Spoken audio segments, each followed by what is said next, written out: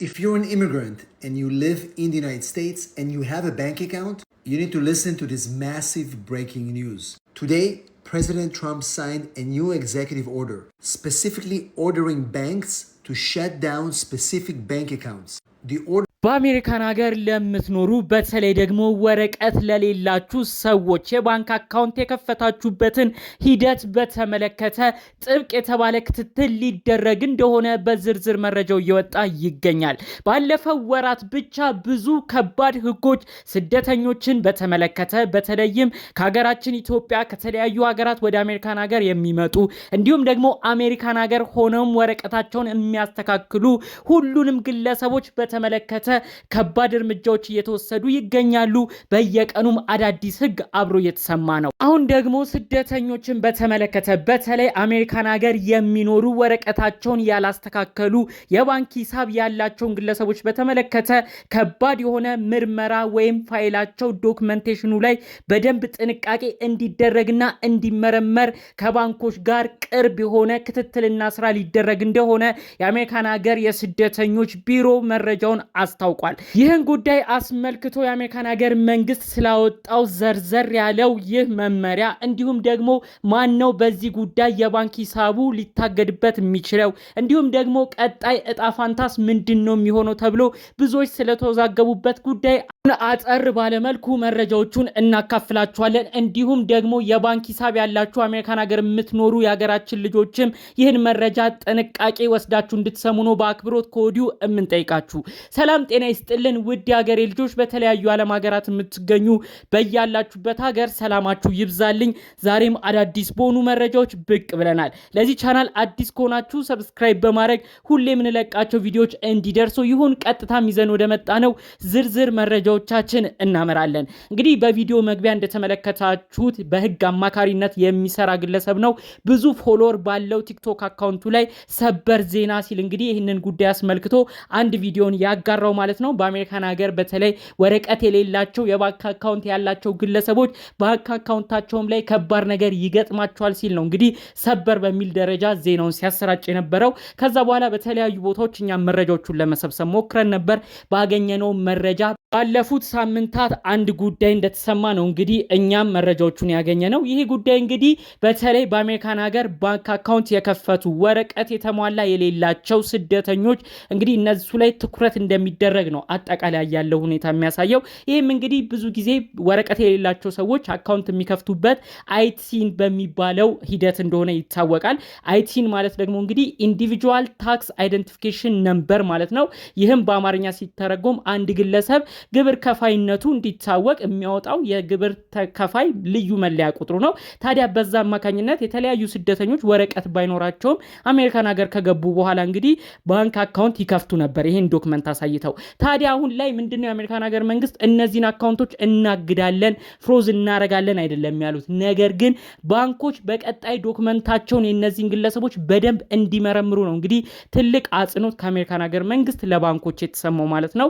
በተለይ ደግሞ በቀጣይ አንድ ግለሰብ በተለይ ወረቀት ሳይኖረው አካውንቱንም አይቲን ነምበር በሚባለው ሂደት ከፍቶ ከሆነ በቀጣይ ይህ ግለሰብ ብዙ ነገር ሊከሰትበት ይችላል። ከሀገር የሚወጣበት አጋጣሚ ሊኖር ይችላል። ስለዚህ ባንኮች ለእንደዚህ አይነት ሰው በተለይ በተሟላ ዶክመንት አካውንት ላልከፈቱ ሰዎች ክሬዲት ወይም ደግሞ ብድር የሚሰጡትን ነገር በደንብ እንዲመረምሩና ለእንደዚህ አይነት ግለሰቦች አሁን የሚሰሩበትን አሰራር ሙሉ ለሙሉ እንዲቀይሩም ጭምር ነው እንግዲህ ከአሜሪካን ሀገር መንግስት መረጃው የተሰማው ማለት ነው። እንዳልኳችሁ ሙሉ ለሙሉ ባንካቸው አይታገድም፣ ፍሮዝ አይሆንም። በአይቲ ነምበር አሁን ድረስ አካውንት የከፈቱ ሰዎች እንዲያንቀሳቀሱ ይፈቀድላቸዋል። ነገር ግን የተለያዩ ሞርጌጆች የቤት ብድር ቢጠይቁ፣ የመኪና ብድር ቢጠይቁ፣ ከዛም አልፎ ተርፎ ለግል መጠቀሚያ የተለያዩ ክሬዲት ነገሮች ውስጥ ቢገቡ በዛ ባንክ እንዳይፈቀድላቸው ሙሉ ለሙሉ እንደዚህ አይነት ስርዓት ውስጥ እንዳይገቡ ነው እንግዲህ የአሜሪካን ሀገር መንግስት ትልቅ አጽንኦት ለባንኮች ሲሰጥ የነበረው ማለት ነው። በኋላ እንግዲህ እነዚህ ሰዎች ዲፖርት ከተደረጉ ወደ ሀገራቸው ከሄዱ ይህን ክሬዲት ነገራቸውን ራሱ የሚመልሱበት አቅም አይኖርም። እናንተም ሳይከፈልላችሁ ነው የሚቆየው። ስለዚህ ባንኮች እነዚህ ነገሮች ጣጣዎች ውስጥ ከመግባቱ በፊት ለሚያበድረው አካል በደንብ ጠንቅቆ ማወቅ አለበት። ዶክመንቱም የተሟላ መሆኑን አጥብቆ ይሄን ነገር ማጣራት አለበት ሲል ነው እንግዲህ የአሜሪካን ሀገር መንግስት ዝርዝር ጉዳዮቹን ያወጣው ማለት ነው። እንግዲህ አንድ ግለሰብ በአሜሪካን ሀገር እየኖረ የተሟላ የባንክ ሲስተም ውስጥ ገብቷል የሚሉት ብዙ ጊዜ በሶሻል ሴኩሪቲ ነምበር ሲከፈት ነው። ሶሻል ሴኩሪቲ ነምበር እንግዲህ ብዙ ነገር እድል ይዞ የሚመጣ ነው። አንድ ሰው በአሜሪካን ሀገር በሚኖረው ቆይታ ስራዎችን እንደ ልቡ እንዲያገኝ የሚያደርግ ነው። እንዲሁም ደግሞ ግሪን ካርድ መኖሪያ ፍቃድ ላላቸው ሰዎች የሚሰጥ ነው ሶሻል ሴኩሪቲ።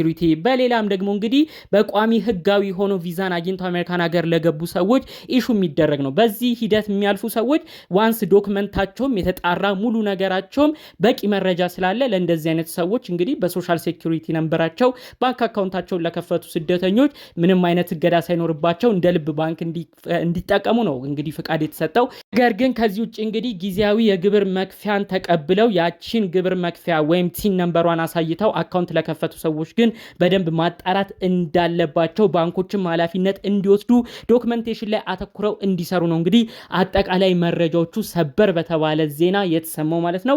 እንግዲህ በዚህ ወር ብቻ የተለያዩ አዳዲስ ህጎች ነው እንግዲህ እየወጡ ያሉ እንደሆነ ሁላችንም የምንሰማው። ከዚህ ቀደም እንግዲህ አንድ ሰው በጊዜያዊ ቪዛ በተለይ በቱሪስት በትምህርት በስራ አሜሪካን ሀገር ገብቶ አሜሪካን ሀገር መቆየት ቢፈልግ ራሱ እንደማይችልና ድጋሜ ለማመልከት ከአሜሪካን ሀገር ወጥቶ ድጋሜ ወደ ነበረበት ሀገር ተመልሶ ነው እንደ አዲስ ግሪን ካርድን መጠየቅ የሚችለው ብለው ከባድ ህግ አውጥተው ነበር። በዚህም ብዙ ሰው ተደናግጦ ነበር። በመቀጠል ደግሞ እንግዲህ ያለፈው ሳምንት ውስጥም የተሰማለ በቅርብ ቀናት ያለፈው ሳምንትም ባንለው እንግዲህ በተለይ በአፍሪካ ያሉ ኤምባሲ ቁጥሮችን ከ50 ወደ 20 በማውረድ እንግዲህ 30ዎቹ ኤምባሲ እንዲዘጉ ተደርጓል። ይህም እንግዲህ ብዙ የቪዛ አመልካች ወደ አሜሪካን ሀገር ለማቅናት የሚያስቡ የብዙ ሰዎችን የጉዞ ሂደት ራሱ ይህም በከባዱ እንደሚቀንስም ጭምር ነው አብሮ መረጃው የተሰማው። በዚህ ጉዳይ ሀገራችን ኢትዮጵያ እንደ እድለኝነት ሆኖ እንግዲህ ኤምባሲው የማይዘጋበት ሀገር ሆኗል። ስለዚህ በሀገራችን ኢትዮጵያ የአሜሪካን ሀገር ኤምባሲ ስራውን አሁንም ይቀጥላል ማለት ነው። እንግዲህ የተለያዩ ሀገራት በተለይ በተለያዩ አፍሪካ ሀገራት ሆነው ኤምባሲ የተዘጋባቸው ወደ አሜሪካን ሀገር ማቅናት የሚፈልጉ ሰዎች እንግዲህ ወደ ሌላ ጎረቤት ሀገር ሄደው የአሜሪካን ሀገር ኤምባሲ ያልተዘጋበት ሀገር ሄደው የተለያዩ ማመልከቻቸውን አስገብተው ቪዛም ኢንተርቪው አድርገው ፕሮሰሳቸውን ማድረግ እንዲችሉና ቪዛው ከተሳካላቸው ወደ አሜሪካን ሀገር እንዲያቀኑም ጭምር ነው አብሮ መረጃ የተሰማው። ይሄ ራሱ ትልቁ ስብስብ ነገር ነው የሚፈጠረው። ምክንያቱም አንድ ግለሰብ እንግዲህ በሚኖርበት ሀገር የአሜሪካን ኤምባሲ ከተዘጋ ግድ ወደ ሌላ ጎረቤት ሀገር ይሄዳል። ታዲያ ቪዛ ኢንተርቪው ይሳካ እንኳን ምንም ባላረጋገጠበት ሁኔታ ሌላ ጎረቤት ሀገር ሄዶ ቪዛው እዛ ኤምባሲ ውስጥ ቀርቦ ከተሳካ ተሳካ፣ ካልተሳካ ደግሞ ምን ያህል አድካሚ ሀስል የሆኑ ጉዳዮችን ደግሞ ድጋሜ ወደ ሀገሩ እንደሚመለስ ይህንን ሁሉ ስቴፕ ያው ለማሰብ ይከብዳል ብዬ አላስብም። ስለዚህ በአጠቃላይ በብዙ ሂደት የአሜሪካን ሀገር መንግስት እየተከተለ ያለው የስደተኞች ቁጥር መቀነስ በተለይ ወደ አሜሪካን ሀገር የሚያቀኑ እንዲሁም ደግሞ በአሜሪካን ሀገር ውስጥም ሆነው በተለያዩ ህገወጥ ጉዳይ ነው አሜሪካን ሀገር የቆዩት ወረቀት ቫሊድ የሆኑ ዶክመንት የላቸውም የተባሉት ላይም እንግዲህ ከባንኮች ጋር በመተሳሰር ጭምር ነው አዳዲስ ጉዳዮች ላይ በስፋት በመሄድ እንግዲህ ስደተኞችን ለመቀነስ በደንብ እየሰሩበት የሚገኘው ማለት ነው። እንግዲህ እነዚህንና መሰል የተለያዩ ጉዳዮች በተለይ በአሜሪካን ሀገር ሆናችሁ ደግሞ ዶክመንታችሁን ያላሟላችሁ በሚወጡ የተለያዩ ህጎች የተጨነቃችሁ የሀገራችን ልጆች በተለያዩ ስደተኛ ጉዳይ ላይ የህግ አማካሪ ሆኖ የሚሰሩ የሀገራችን ልጆች እንዲሁም ደግሞ የተለያዩ ሀገር ጠበቆችን እያማከራችሁ ባልተጨናነቀ መልኩ ጉዳያችሁን እንድታስተካክሉ ወረቀታችሁን እንድታስተካክሉ ነው በዚሁ መልእክቴን የማስተላልፈው። በቀጣይ የሚኖሩ አዳዲስ ዝርዝር መረጃዎች ሲኖሩ ይዘን የምንመጣ ይሆናል። ለዛሬ ግን ይዘን የመጣ ነው መረጃ ይህን ይመስል ነበር። በሌሎች አዳዲስ ቪዲዮዎች እስክንገናኝ ሰላሙን ሁሉ ተመኘውላችሁ። ሰላም።